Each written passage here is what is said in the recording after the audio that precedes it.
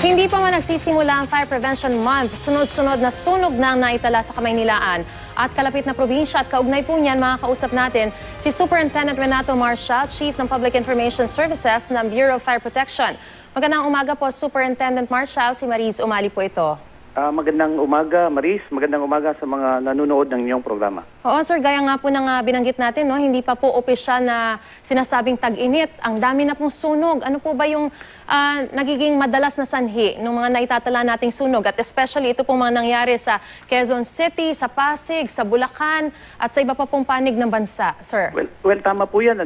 Bukas nga ay mag-start pa lang yung kick-off natin ng Fire Prevention Month na kung saan medyo marami na rin yung mga sunog na nangyayari.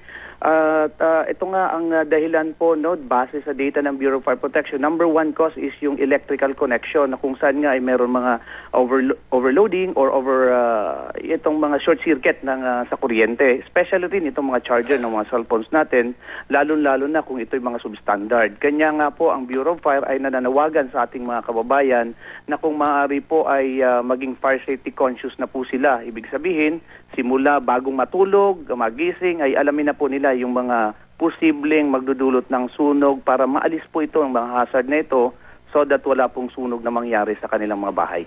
Alright, kadalasan po sa mga bahay nga po nagmumula itong mga sunog na ito. Meron po ba tayong mga programa sa mga residential area para magkaroon ng sapat na kaalaman at impormasyon kung paano maiiwasan yung sunog? Yung iba po kasi like kanina, kandila yung pinagmulan sa Marilao, Bulacan. Sir. Yes, tama yan, Maris. Actually, meron po tayong ugnayan sa barangay na kung saan pumupunta ang ating mga bumbero at tinuturo sa ating mga kababayan itong mga dapat iwasan nila. Well, itong nangyari nga sa Marilao, in fact, may mga instances na rin na ganito na rin ang nangyari noon pa man na kaya nga kami ay nagre-remind na kung mga brownout sa lugar nila ay bago matulog o bago umalis ng bahay, syempre patayin natin yung mga gasera o kandila.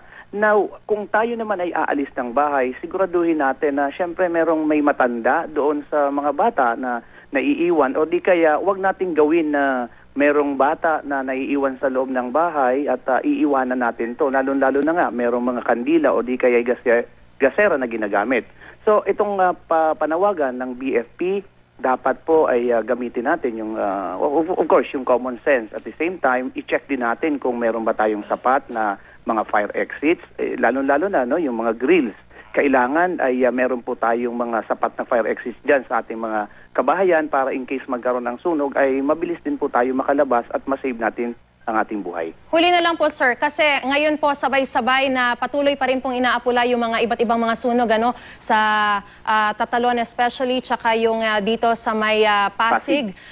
Kumusta po ang sitwasyon, especially general alarm yung isa, tas yung isa naman Task Force Bravo, hindi po ba tayo nahihirapan in terms of manpower?